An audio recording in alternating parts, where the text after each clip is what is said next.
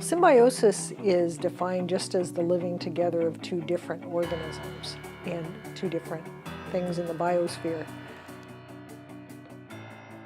The most common sort of symbiosis is the living together of microbes with animals, plants, and fungi.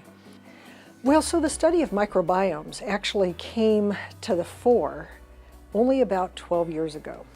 And that happened with the advent of something called next-generation sequencing, which was a technology enabling advance. And what this did was it made the sequencing of DNA extremely cheap and extremely fast.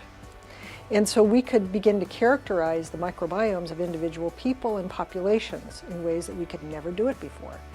And so we came to find that humans and all portions of the biosphere rely very heavily on the microbial world for health. And this is a completely new day in biology because we had thought of microbes principally as pathogens, germs, right? And now we know that germs actually come into a pre-existing conversation that the host has with its normal microbiota and disrupts the ecosystem. So it's very important for us to study because they are the basis of health. And like I said, of all aspects of the biosphere. So from the water to the soil to the human body and the bodies of all animals and plants.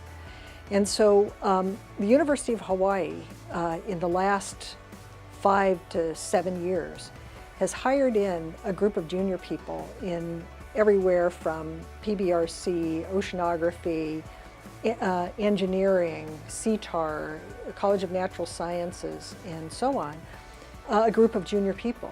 And there are somewhere between 20 and 25 of them, and also the medical school, I should say the medical school and the cancer center. And they are truly phenomenal.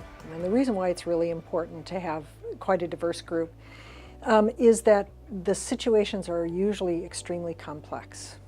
And so what you have to have is you have to have people who know and understand how to identify a microorganism, who have some sense of the ecology there, and you have to have people who do experimental biology, and you have people who mathematically model. So there's an iterative process that can emerge from that, and that is you observe, you experiment, you model.